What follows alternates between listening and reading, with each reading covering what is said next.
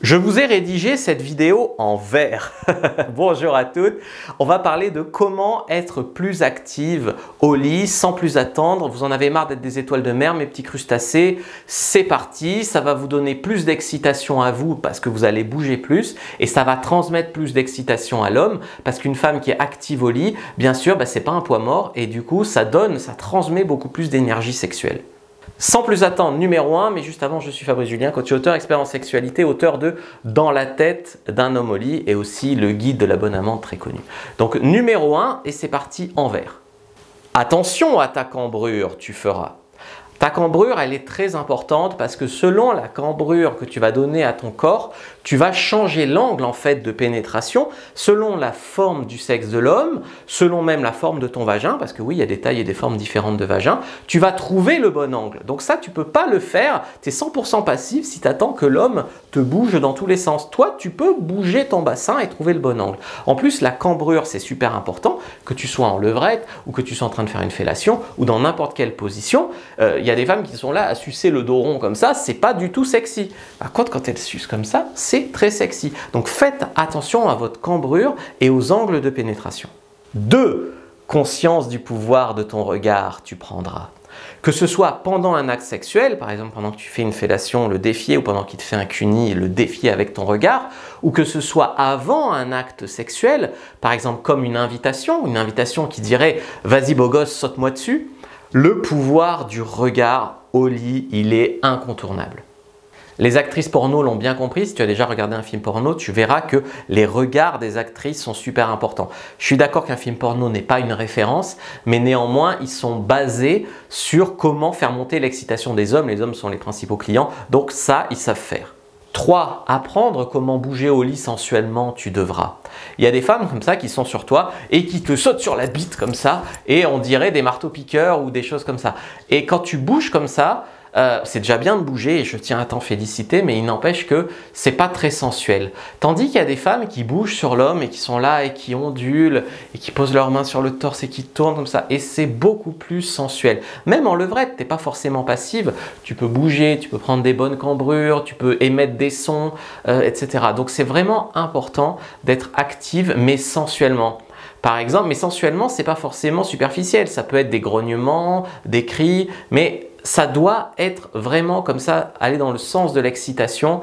Et je sais que des fois, on a du mal à lâcher prise. On se dit, si j'ai un orgasme, je vais faire une roll de tête, je ne le fais pas. Ça, lâchez-vous, ça, c'est sexy. Donc, des mouvements amples et fluides du bassin. Vous pouvez aussi faire des contractions du périnée. Vous pouvez prendre ses mains et les mettre où vous voulez, sur votre clito, sur vos seins, etc. Vous pouvez faire des bruits. Le tout, c'est un petit peu, voilà, comme des vagues dans ton rapport sexuel. 4. Proposer des choses pour le surprendre et pimenter ta vie sexuelle, il faudra.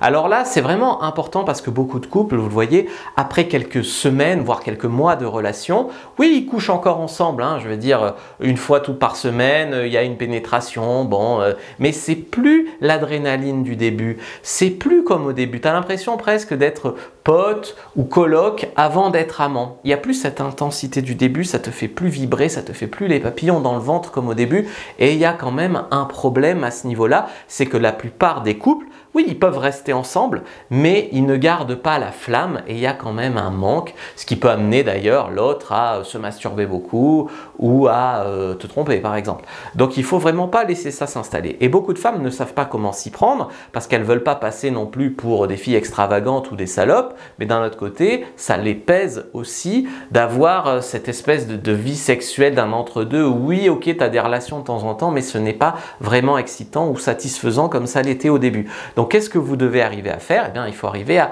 pimenter un petit peu votre vie sexuelle. Et donc, ce n'est pas seulement le devoir de l'homme. Des fois, il y a des femmes qui disent « j'aimerais qu'il me redrague comme au premier jour ». Ok, c'est cool et ça serait cool s'il le faisait.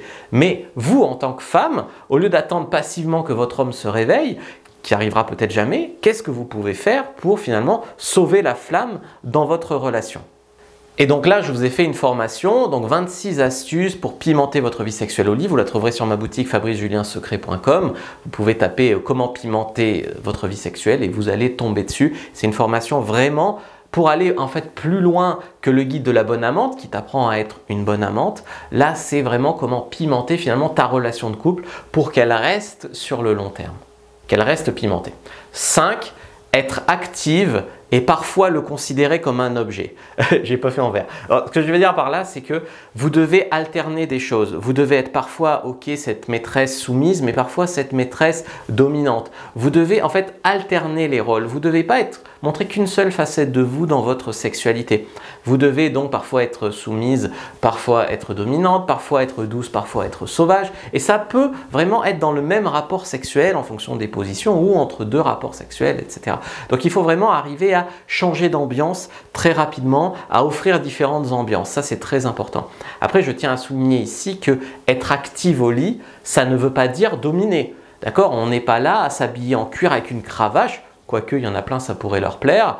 Et parfois, voilà. Mais il y a tellement de femmes qui sont là, je veux pas qu'ils me prennent pour un objet, je veux qu'ils me respectent au lit, je veux ci, je veux ça. Alors c'est très noble comme considération, mais au lit, comme elles sont dans le surrespect au lit, eh bien il se passe plus grand chose. Et alors elles, baiser leur mec comme un objet, ça leur paraît lunaire. Sauf qu'en fait, beaucoup d'hommes ont envie de ça. On n'a pas les mêmes fantasmes que vous parce qu'on n'est pas du tout dans le même rapport. Ce que je veux dire par là, c'est que nous, on n'a pas les mêmes peurs, on n'a pas les mêmes craintes vis-à-vis sociétales, les mêmes jugements vis-à-vis du sexe. Moi, je veux dire, une femme me payerait pour coucher avec elle, j'y verrais pas une insulte, j'y verrais une flatterie, par exemple. Alors que beaucoup de femmes y verraient une insulte.